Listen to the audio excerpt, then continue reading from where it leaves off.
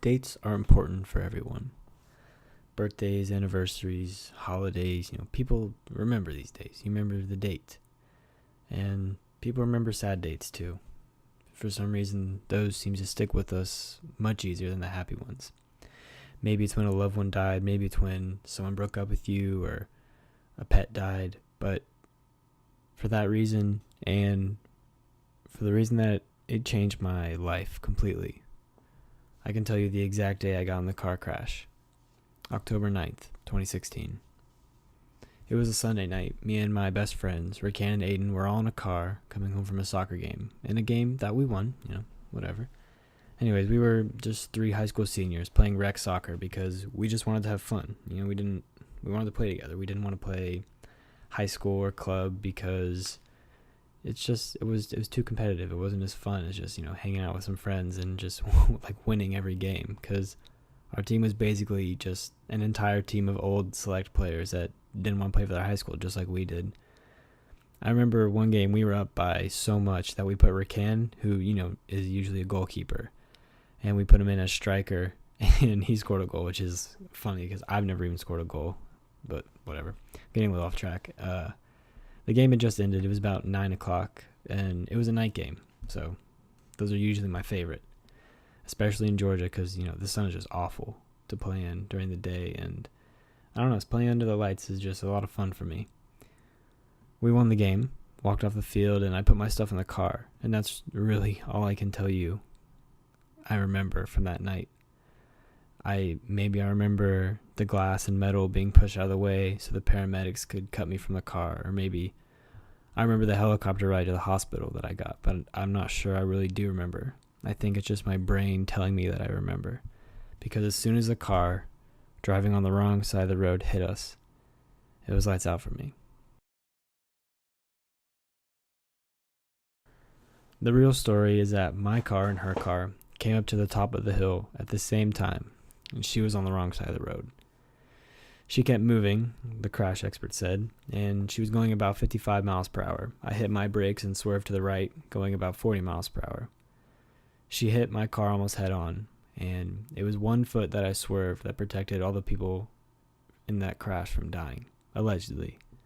Even Aiden, who only passed out for the actual hit, can't tell you exactly what was going on. But when she hit my car, all of the internals from my car went into the right side, or the left side of the car, I should say, caved in towards my right. And that's why I broke my arm on my humerus, which is between the elbow and the shoulder, like where your bicep is. And then I broke my wrist in 2 places, one on the back and then one on the side of my wrist. My right leg was open, which basically just means I had a giant cut that they had to stitch back up because it wouldn't have healed regularly. And later I would find out, though, that I had a bone fragment that had dislodged during the crash. So I had to get that removed, but that was small. I had a lung contusion. I had a hairline fracture on both sides of my jaw, but that was really nothing, The biggest issue was my nerve damage.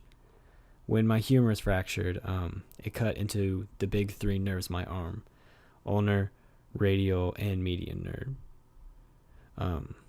We found that out after I spent 3 days in the hospital not eating or drinking, because when I was taken into the hospital, they worked on my wrist and my leg, but they wanted to wait on my arm because it was so swollen, and they wanted to see if I did have any nerve damage, which I did. But by the time that it was less swollen, more patients had already come in, and when you're in the ICU, anyone else who comes in has precedent over you. I couldn't eat or drink. The pain was unbearable, and it started immediately. They say that sometimes when you get hurt so badly that your brain doesn't tell your body to hurt anymore. It's called the gate theory, that the signals to your brain won't get sent, so your body doesn't release the pain neurotransmitters, so you don't feel the pain. But that didn't happen to me. I felt everything. Every twitch of my arm felt like someone was cutting it open. Every move in my leg felt like it was going to pop open and fall apart. I was either hungry, tired, or in pain, usually a combination of the 3, for 6 days. After those 6 days of bad pain medication that wasn't working or that wasn't being administered to me at the proper time, I finally was allowed to go home. But home was much better. I couldn't go upstairs to my own room because of my lung contusions and the risk of falling while only being able to use one crutch. And that was really just the least of my worries. My right arm was constantly in pain from anything. And I don't know, I feel like pain isn't even the right word. It was agony. Because nerve pain is unlike any other pain in the world. You know, everyone's been cut, everyone's been burned or scratched. You know, it's not like that. It's not like breaking a bone or spraining a wrist or even tearing your ACL. I can tell you that from personal experience. It's like when your foot falls asleep and you get that little tingly feeling, except instead of a little static feeling, it's like little knives. And every time something touches you, for me it was my arm, so anytime something touched my arm, whether it was my fingers or my shirt or a breeze or water or anything, it just felt like those little knives were stabbing me 1,000 times. I remember coming home and being able to take my first shower. The stitches were allowed to get wet, but not immersed in water, so I couldn't take a bath, and honestly, I don't think I could have even gotten into a tub. But I stood on one leg in the shower because my right leg wasn't ready to really have any weight on it yet at that point, and I couldn't move my arm because the water just felt like boiling lava pouring down my entire arm, and I just sat there in the shower on one leg with my head supporting me at the corner of the shower, just sobbing. It was the most pitiful I felt in my entire life. And it made me realize that, you know, I wasn't normal. This wasn't a quote-unquote normal injury, you know? I've torn my ACL. I know what a normal injury is. Like, you just sit on the couch. You can't walk. You can't run, but you'll get better. And at that point, I didn't know if I was going to get better. When I was home, I was still taking the pain medicine, OxyContin, and I was sleeping most of the day because everything else just hurt.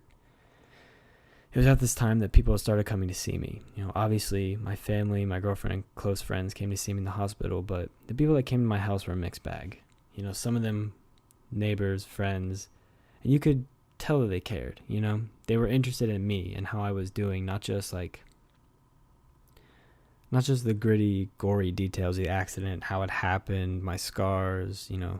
They didn't care about that. And it was mostly adults that cared, you know? I didn't see a lot of kids my age or close to my age that really cared, you know? Or at least kids that I could tell, the kids that showed it. I think that's exemplified with the situation back in my high school where people had already made up rumors the day after it happened because it happened on a Sunday. So that Monday at school, from what I heard from people, there's just everyone was making up rumors. Oh, Branson's the one that was drunk. Branson was driving. Aiden was driving. Branson swerved. It's Branson's fault. Like all that stuff. It's crazy because my girlfriend, my sister, and like hell, even Aiden, someone involved in the crash, was there the next day at school, and they knew all the information, and no one really cared. You know, they just wanted to talk about it, and that's one of the hardest things to deal with when you're that hurt. That they wanted to talk about it, but they didn't care about the truth of what really happened. I didn't have a ton of friends, but the fact that no one cared until it was cool, you know. By that I mean when a banner was hung up at a football game and people would come up and they'd sign it. It said "Welcome home, Branson," and people would come up and sign it. Aiden told me that people would just be like, "Oh, I don't know that guy," and they just, you know, walk past it. I don't know. I'm not trying to say everyone should have come sign the poster because Branson got hurt.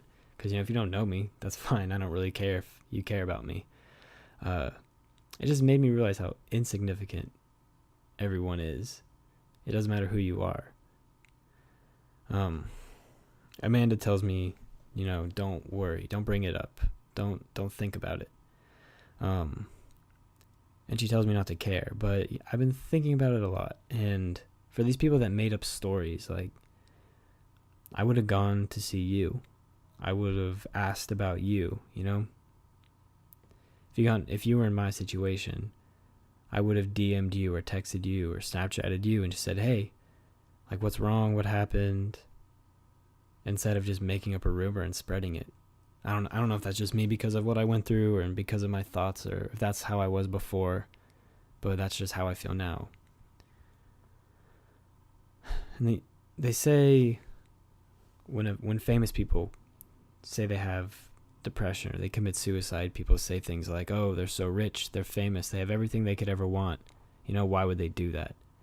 And in a way, I don't want to say I completely relate, but in a way I relate. I understand, because when you really want people there, when you expect them to be there, no one really is there. No one outside of like loved ones. I don't know. It's strange, because you shouldn't care. I shouldn't care that someone I had chemistry class with in 10th grade or 9th grade, like, why should they be texting me and asking how I am? They don't care about me. I don't know. The road to recovery wasn't easy, if you didn't catch that already. I was doing physical therapy twice a week in a facility, and then every day at home with my mom. I was about to cry from pain most days and about to pass out from pain on the others. I had to desensitize my arm by putting it in water, and just by touching it, rubbing it against different objects, sponges, cloths, towels. It felt like I was being tortured. Bending each one of my fingers back, bending my wrist, at the joint, everything had to be pushed together so I could even make a fist or hold anything. It felt awful. I felt like I was being burned alive. You may be asking, why not just work your hand? Why not just not do it? Why go through the pain? And it's because the nerve regrows a millimeter each day. And essentially, when the nerve is done healing from where it broke, it starts there and it starts working its way down. And when it's done, that's the rest of movement you'll have for the rest of your life. So I had to work hard if I ever wanted to be able to move again.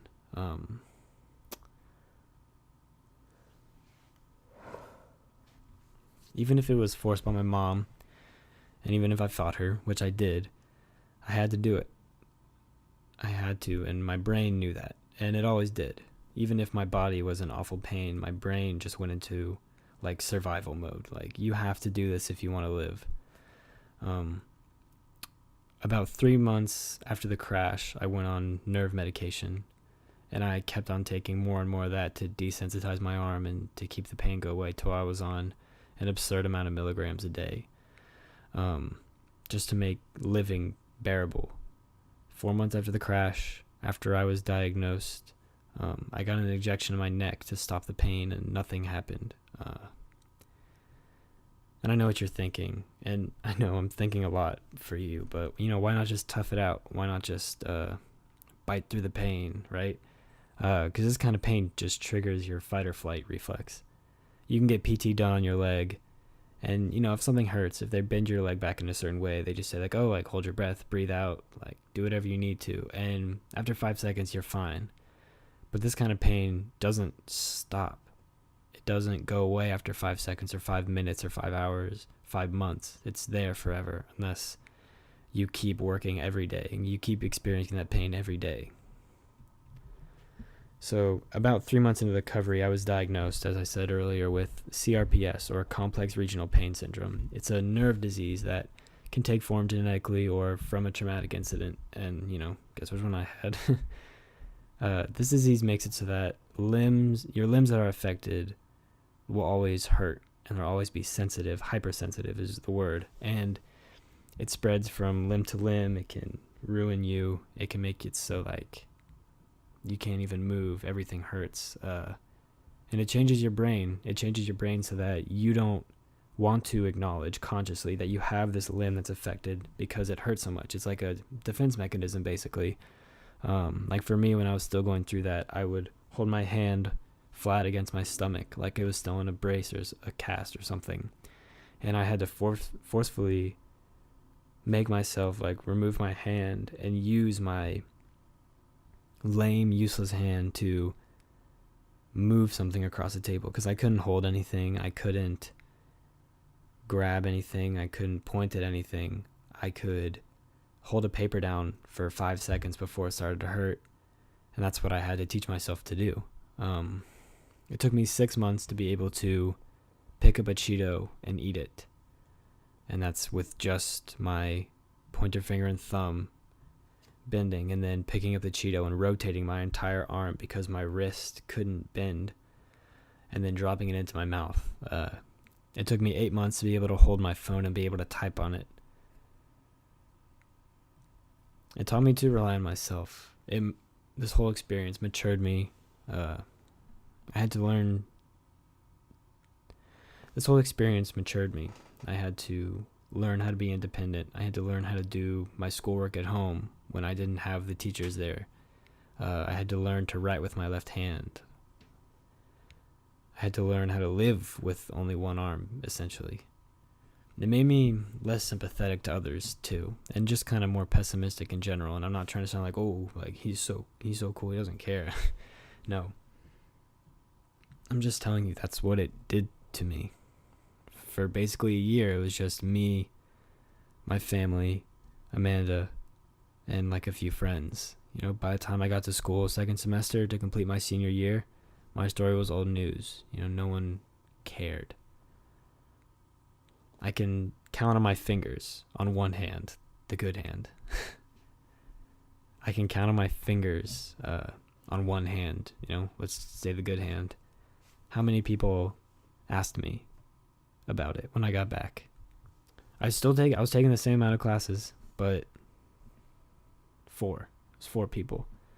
They said, hey, like, what's going on? Why does your hand look like that? Because it was, purple and gross and hairy from the nerve disease. I don't know if people were too afraid, or they thought it was impolite to ask, or what was going on, but it was, I don't know. I'm not saying I should be like the talk of the town because I got a little boo-boo on my arm, but it goes back to that, insignificance thing. It's crazy, really, in a class of high school, how insignificant you are. As you can tell, being pessimistic is easy. And I'm not, normal anymore. Even after 2 years, I still have nerve meds in my drawer right now, just in case I get a flare-up or I tweak something and my fingers go numb and I need to take it. I can still feel the nerve damage in my pinky finger and sometimes in my hand and arm. I'm self-conscious about how I carry my right hand because sometimes I still feel like it looks like that board that it was before I could even make a fist. And before I had knuckles, I still feel like I carry it like that. And it's constantly shaking if it's not moving or it's not holding something. I have issues with how my bone healed. So I essentially have a hole in my bone that needs to be filled. And I can't do certain things. I can't support certain weights on my arm. I can't do certain exercises. But I just have to adapt.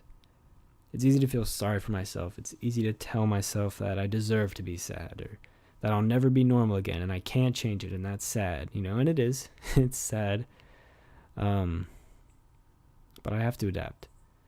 And I can't let this disease and everything that I've been through beat me.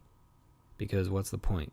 I'm only 19, Why would I let something that happened when I was 17 dictate the rest of my entire life? I can't let it win. I can't let it beat me. Because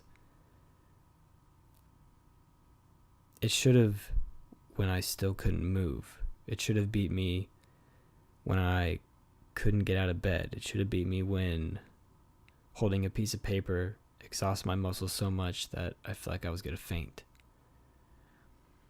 But it didn't. I didn't let it. And I can't get soft and let it beat me now when it's barely even anything to complain about. Because I beat it.